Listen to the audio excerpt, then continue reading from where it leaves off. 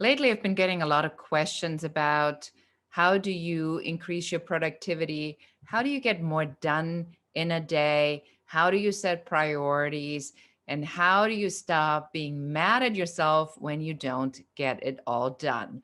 This and more is coming in just a minute. My name is Beate Chelette. I'm the growth architect. I help leaders and visionaries to make a bigger impact by providing them with strategies, tools, and techniques. So, productivity, processes, and systems, that only happens to be some of my very favorite things. So, productivity is really not that difficult if you think about a couple of very specific steps. So, either the night before or on the day off in the morning, you want to sit down and you want to figure out what is the single most important thing that you need to be doing today. And the tool that I recommend is a tool that I created for my clients, and I call this the Daily Five. So, like you see here on the Daily Five, there are five things that I put on in a day. And why only five? Well, it's very simple because when you have a master list, which I am sharing with you now, so you can see what that looks like. So, a master list is a list of basically your brain dump. A brain dump is when you take everything that's in your head and you take it and you dump it on a piece of paper or in your productivity tool like Asana or in your notebook or wherever that goes. And then out of that, you take every day the five things that you need to be doing this particular day.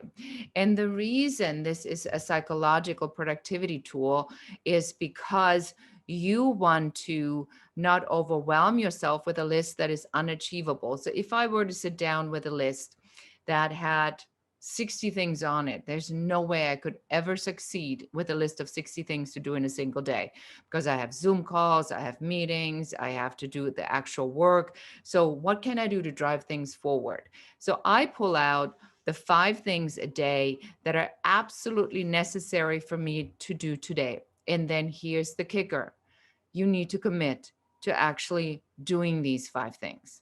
Once you commit to doing these five things, that is non negotiable, because if you do not commit and execute on these five items, what typically happens is that you then teach yourself that your word means nothing.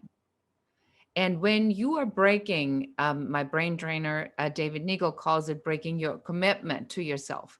When you take the commitment and you break it, psychologically, a whole bunch of horrible stuff happens in your brain because then it becomes okay. So compare it to like if you stop smoking and then you go, I've committed to stopping smoking, but one cigarette won't hurt. Well, you just broke your commitment. And then it's so easy to grab another one and boom, you're back to smoking. Or you say you don't want to drink or you want to drink less. And then stress happens and you say, well, one can't hurt. One is like nothing. I stop after one.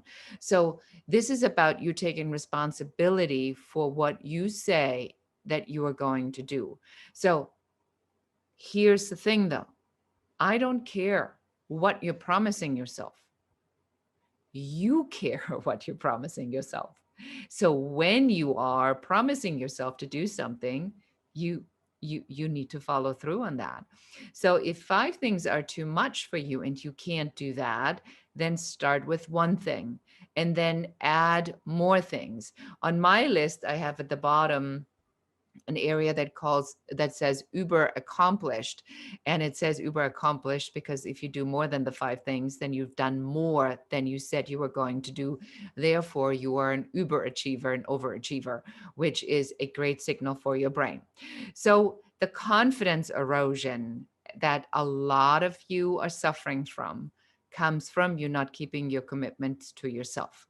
It is so easy to be tired. It's so easy to want to watch a show. It's so easy to want to talk to a friend. It's so easy to find an excuse, go to the bathroom, get a glass of water. I mean, I have 100 excuses myself, but the discipline to do the action that you need to be taking to move forward, whatever it is that you want to move forward, and whether that's your job, your career, your self-development, your family, your intimacy, your business, there's always an intention a commitment, and then there's actions that need to be executed to move this commitment forward.